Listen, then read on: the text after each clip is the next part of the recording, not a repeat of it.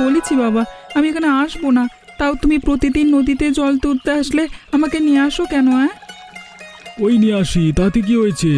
বাপ বেটা দুজনে মিলে আসবো যাবো, তাতে তো ভালোই লাগবে তোর। আমার এভাবে হাঁটতে মোটেও ভালো লাগে না। তাহলে তোর মাকে বলতে পারিস না তোকে আর আমাকে যেন আর জল তুলতে না পাঠায়। তুমি বলতে পারো না? দেখছো নদীটা ভেঙে কেমন হয়ে গেছে। এই নদীর তো এই নিয়ম রে, নদীর একুল ভাঙে তো ওকুল গড়ে। আরে বাবা দেখো না, ওই নদীর ওকুল ভাঙা অংশে কি যেন একটা মরে পড়ে আছে। আসলেই তো। আরে এ তো দেখছি এক বিশাল বড় কাতলা মাছ। এ তো দেখছি কুল ভাঙা কাতলা মাছ। বাবা তুমি কথা না বলে আগে গিয়ে মাছটি ধরো, এইদিকে নিয়ে আসো, চলে যাবে যে। চল চল, কেউ দেখে ফেলবার আগে এখান থেকে চল, মাছটি নিয়ে এখন পালিয়ে যায়। মাছটা এখন জীবিত আছে।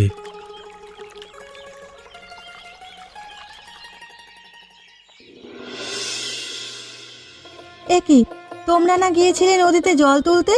তোমাদের হাতে তো দেখছি বিশাল বড় একটা কাতলা মাছ। এই কাতলা মাছ পেলে কোথায় তোমরা? আরে নদীতে জল তুলতে গিয়ে নদীর ভাঙা কুলে দেখি এই কাতলা মাছটি আটকে রয়েছে। আরে এই কাতলা মাছটি এখনো জীবিত, তাই ধরে নিয়ে আসলাম। কি বলছো? এমন জীবিত কাতলা বুঝি নদীর কূলে পাওয়া যায়? আমি যে বিশ্বাসই করতে পারছি না। কিরে ভোলা, তোর মা তো বিশ্বাসই করতে যাচ্ছে না, তুই বল না সত্যিটা। হ্যাঁ মা, বাবা একদম ঠিক কথা বলছে। আমি আর বাবা এই মাছটি নদীর কূলেই পেয়েছি। নদীর কূলে একটি গর্তে এই কাতলা মাছটি আটকে ছিল। আমি সেখানে দেখতে পেয়েছিলাম, বাবাকে দেখালাম, বাবা অমনি করে ধরে নিল। আমাদের দিন বুঝি খুলে গেল। কাতলা মাছটা বাজারে বিক্রি করে অনেক টাকা পাওয়া যাবে নিশ্চয়ই।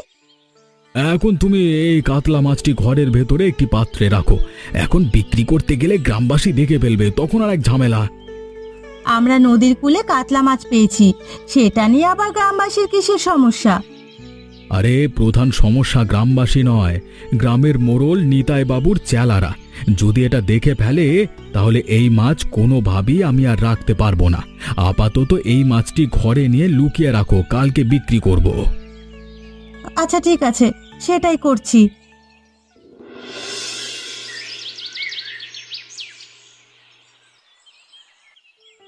ও আচ্ছা, তাহলে এই কাহিনী। এত বড় মাছ নিয়ে এসে তা আমার থেকে লুকানোর চেষ্টা। নিশ্চয়ই প্রতিবার এমনই করা হয়, তাই না? সবটাই এখন আমি বুঝে গেছি। বৌমা, কি গো বৌমা, কথা বলছি শুনছো না? তুমি নাকি এখন আমার কথা শুনেও না শোনার ভান করে থাকবে?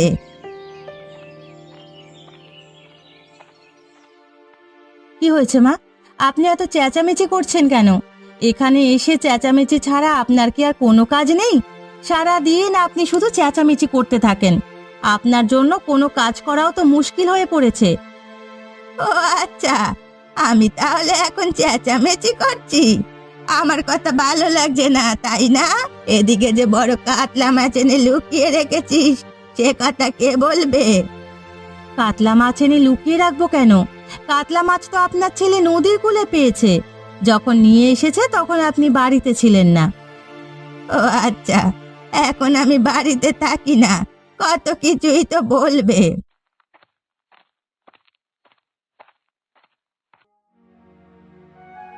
কি হয়েছে? তোমরা দুজন মিলে চেল্লাচিল্লি করছো কেন? হ্যাঁ, কি হয়েছে? বাইরে সবটা শোনা যাচ্ছে। বড় মাছ এনে ভালোই তো লুকিয়ে রেখেছিস, নিজেরা একা একা খাবি তাই না? আরে মা, কি বলছো? আরে নদীর কূলে মাছটি পেয়েছি, খাবো না, এটা বাজারে বিক্রি করব। আরে মোড়লের লোকজন দেখে ফেললে ঝামেলা হবে, সেই জন্যই তো লুকিয়ে রেখেছি। কিন্তু তোমরা যেভাবে হইচই শুরু করলে, আমি নিজেই তো বাইরে থেকে সবটা শুনতে পারলাম। নিশ্চয়ই এতক্ষণে মোড়লের চেলারা সব খবর পেয়ে গেছে। ও আচ্ছা, এই ব্যাপার। তাহলে আমি বুঝতে পারিনি। এক রাত মাইপিল লুকিয়ে রাখ, কেউ আশা করি আমাদের কথা শোনেনি। কিরে তপন, তুই এত হাঁপাচ্ছিস কেন? মনে হচ্ছে দৌড়ে দৌড়ে এখানটা এসেছিস, তো কেউ তোকে তাড়া করেছে নাকি? না না নিতাই বাবু, আমাকে আবার কে তাড়া করবে? এই গ্রামের এমন কোনো লোক আছে যার সাহস হয়েছে যে আপনার লোককে তাড়া করে? সেটা তো তুই ঠিকই বলেছিস, তবে আমি জানতে চাচ্ছি তুই এমন হাঁপাচ্ছিস কেন, কি হয়েছে কি?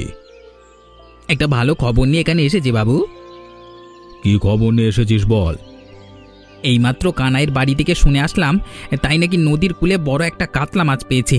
সেই কাতলা মাছ তার ঘরে লুকিয়ে রেখেছে, আগামীকাল নাকি বাজারে বিক্রি করবে। বলিস কি, কানাই নদীর কূলে কাতলা পেয়েছে? না না, এই কাতলা তো ওর হাতে দেওয়া যাবে না। এই কাতলা অবশ্যই আমার চাই। তুই একটা ভালো খবর নিয়ে এসেছিস। তাহলে কি রাতে গিয়ে মাছটি চুরি করে নিয়ে আসবো নাকি বাবু? না না, এই মাছ রাতে গিয়ে চুরি করে আনতে হবে না তোর। রাতে গিয়ে চুরি করে আনতে হবে না তার মানে কি মাছ কি ছেড়ে দেবো আমরা ওকে? কিভাবে এ মাছ দখল করতে হয় তা আমার ভালোভাবেই জানা আছে। তুই শুধু কালকে সকালে গ্রামবাসীকে কানাইয়ের বাড়ি আসতে বলবি, আমরাও সেখানে থাকবো। তবে হ্যাঁ, খুব ভোরে কানাই যেন মাছ বাজারে তুলতে না পারে। ঠিক আছে, তাহলে আমি এখনই সবাইকে খবরটা জানিয়ে আসি।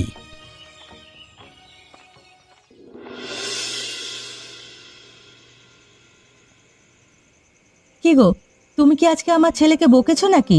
সে কখন থেকে দেখছি আমার ছেলেটা মুখ ভার হয়ে আছে, ঠিকঠাক ভাবে কথাও বলছে না। নিশ্চয়ই তুমি ওকে কিছু বলেছো, তাই না? না গিন্নি, তোমার ছেলেকে আমি কিছুই বলিনি। তবে তোমার ছেলের জন্য কি মুখ ভার হয়ে আছে সেটা আমি ভালোভাবেই বুঝতে পারছি। তুমি আবার কি বুঝতে পারছো? আর যদি বুঝেই থাকো তাহলে আমার ছেলে যা চাচ্ছে তা দিচ্ছ না কেন? আমার ছেলের এমন কালো মুখ আমি কি দেখতে পারি? আর তোমারও কি ভালো লাগছে নাকি? কি বলছো তুমি গিন্নি? আমি ওর বাবা, আমার ভালো লাগবে কেন? তাহলে ওর মুখ কালো কেন হলো বলো?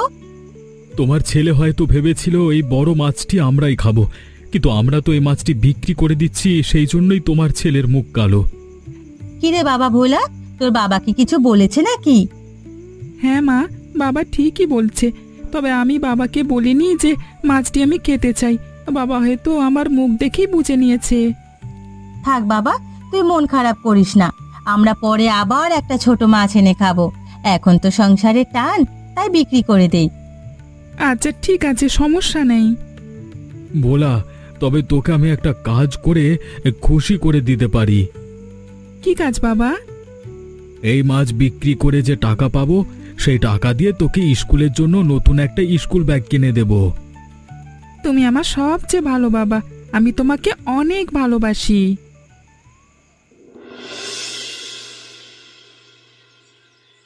কানাই, কানাই, ঘুমিয়ে আছিস নাকি? আর ঘুমোতে হবে না, ওঠ।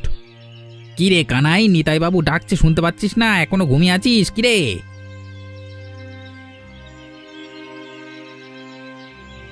কি হয়েছে নিতাই বাবু? সকাল সকাল এভাবে আমাকে ডাকছেন কেন? এ তো দেখছি পুরো গ্রাম সুন্দর সব মানুষ আমাদের বাড়িতে এসে উপস্থিত হয়েছে। কি হয়েছে? তোমরা সবাই এখানে জড়ো হয়েছো কেন?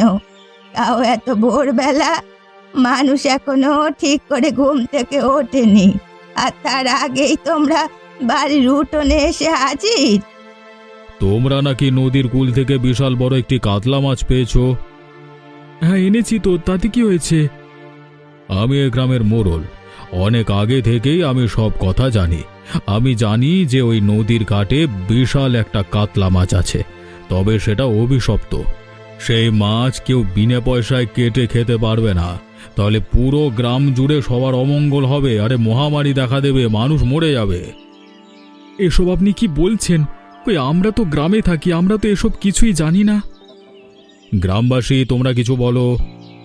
নিতাই বাবু যা বলেছেন একদম সত্যি কথা। এই কাতলা মাছ তুমি রাখতে পারবে না। এখনই এই কাতলা মাছ নিতাই বাবুকে দাও, তিনি নদীতে ছেড়ে দেবেন। কিন্তু এই কাতলা মাছ তো আমি পেয়েছি। এই, তোমার আর কোনো কথাই শোনা হবে না। এই তপন, কাতলা মাছটা নিয়ে চল।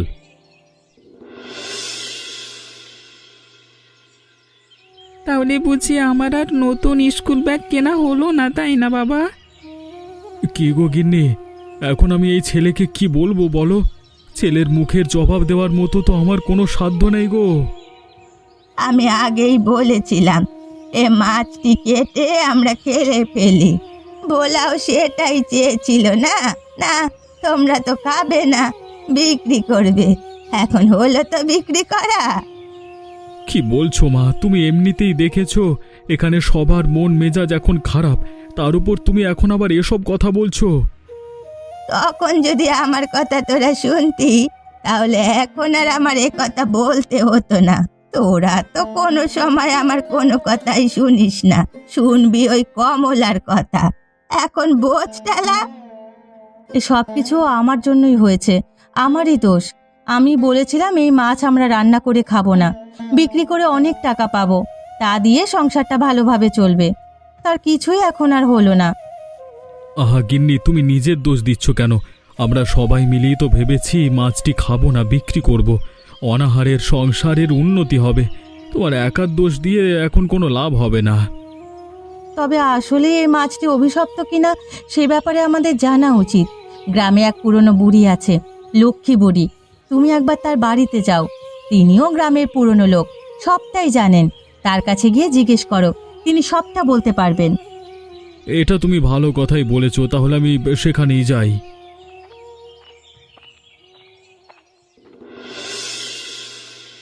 বুড়ি, ও লক্ষ্মী বুড়ি, বাড়িতে আছো নাকি তুমি? সেই যে, কে ডাকছে আমাকে এমন করে? আমি কানাই, গ্রামের ও পাড়া থেকে এসেছি। তোমার কাছে আমার কিছু কথা জানতে এসেছি, একটু বেরিয়ে আসো না। সেই যে তুই বাচ্চা, তোকে তো ঠিক মতো চিনতে পারছি না।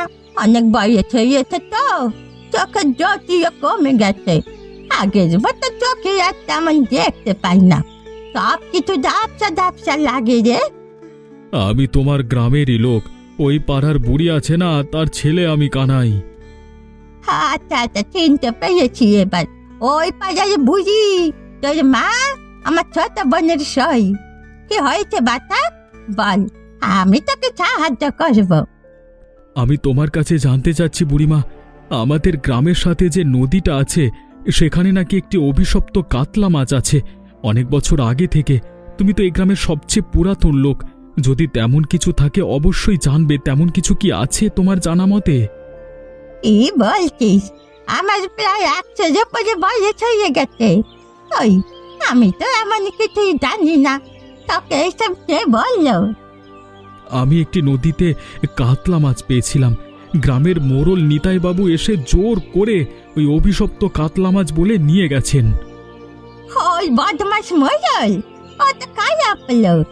আমি তো ওকে আগে থেকেই চিনি, এবার সাহিত্য করতে হবে।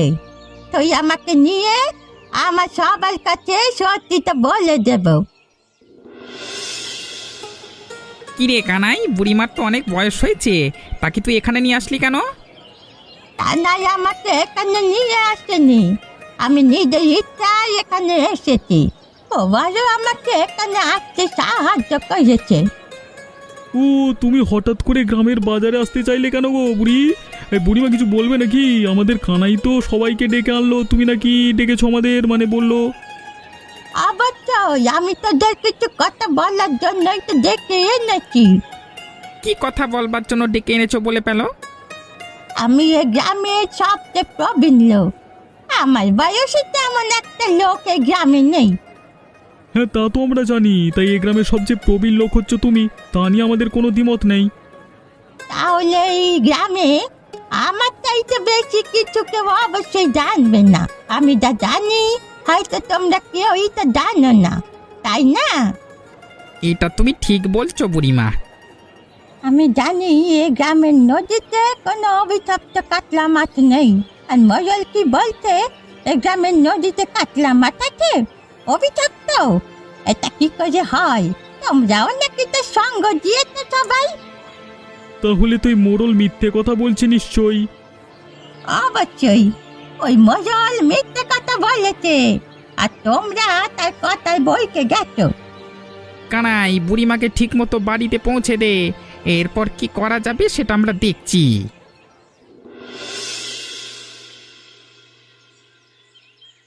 এমন দিন আসলো, মোড়লের চামচার সাথে আমাদের একসাথে বসে চা খাওয়া লাগছে। তুই একদম ঠিক কথা বলেছিস। আরে আমার ওর সাথে চা খেতে এখন রুচি আসছে না। বেটা একটা থাপ্পড়বাজ, টাকা পয়সার জন্য অন্ধ হয়ে আছে। কবে দেখবি কুত্তার মতো রাস্তায় পড়ে মরে পড়ে আছে।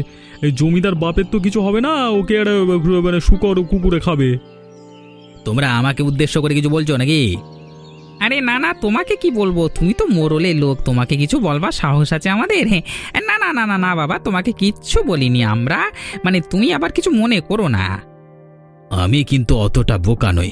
আমি ভালোভাবেই বুঝতে পারছি তোমরা দুজন আমাকে নিয়েই হাসি ঠাট্টা করছো। এইটা কিন্তু মোটেও ঠিক হচ্ছে না। এতক্ষণ তো হাসি ঠাট্টা করছি, এরপর যখন তোমাকে ধরে পুরো বাজারের মধ্যে কান ধরাবো তখন কেমন লাগবে বলো তো তপন? হ্যাঁ, ওকে চামচা বলছিস কেন? আরে ও একটা চামচ। হ্যাঁ হ্যাঁ, আরে দেখ দেখ মোড়ল সাহেবের চামচা কিভাবে পালিয়ে যাচ্ছে, এবার একটা জোচ্চোর। আরে এত তাড়াতাড়ি পালিয়ে গেলে হবে নাকি? এই আরো কত কথা জমে আছে তোমার সাথে, আরে শুনে যাও না।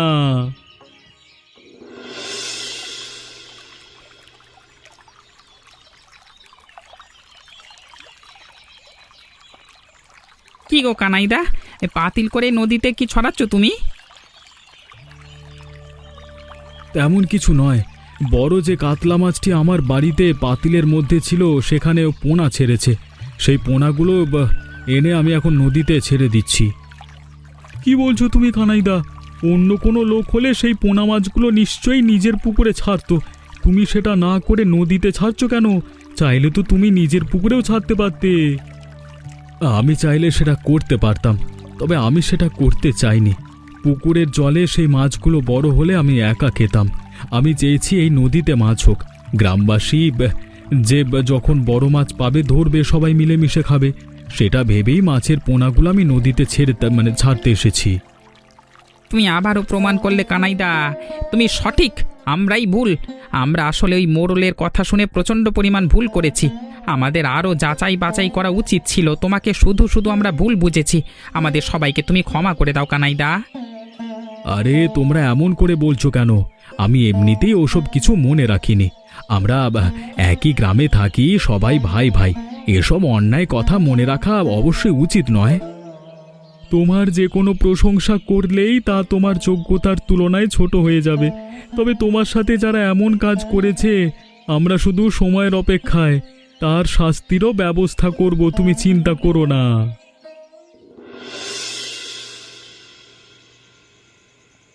গ্রামের যে অবস্থা দেখছি বাবু, এই গ্রামে আর বেশি দিন থাকা যাবে না। কেন রে, কি হয়েছে তপন? আমি এইমাত্র গ্রামের দোকানে বসে চা খাচ্ছিলাম, তা গ্রামের লোকজন আমাকে নিয়ে খিল্লি মারছে। মনে হচ্ছে আমরা যে কাতলা মাছের অভিশপ্ত এই নাটকটা সাজিয়েছিলাম না, গ্রামবাসী সব জেনে গেছে। কি বলছিস কি? গ্রামবাসী এসব জানবে কিভাবে? আমি তো তাদের আমার দলে করিয়ে নিয়েছি। তা কিছু আমি জানি না বাবু, তবে গ্রামবাসী যে আপনার আর আমার উপর প্রচণ্ড ক্ষেপে আছে তা আমি নিশ্চিত। কখন আমাদের ধরতে চলে আসবে কে জানে। এই গ্রামে বেশি দিন আর টেকে যাবে না। এমন যদি পরিস্থিতি হয় তাহলে আর দিন গুনে কি করব? পরিস্থিতি তো তাহলে আমাদের আওতায় বাড়িতে চলে গেছে। দিনের অপেক্ষা না করে এখনই চল চলে যাই। আপনি কি পাগল হয়ে গেছেন বাবু? এখন যদি আমরা যেতে পারি গ্রামবাসী দেখে ফেলবে, অমনি ধরে ফেলবে। রাত গভীর হোক তখন নয় যাব। তা তুই অবশ্য ঠিকই বলেছিস। ভয়ে আমার সবকিছু গুলিয়ে যাচ্ছে, কোনো ভালো বুদ্ধি তো আমার মাথায় আসছে না। আপনি কি বলছেন বাবু? আপনি গ্রামের মোড়ল, আপনার মাথায় যদি কোনো বুদ্ধি না আসে তাহলে আমি কিভাবে ভরসা পাবো? আপনি ভয় পেলে আমি তো আগেই শেষ।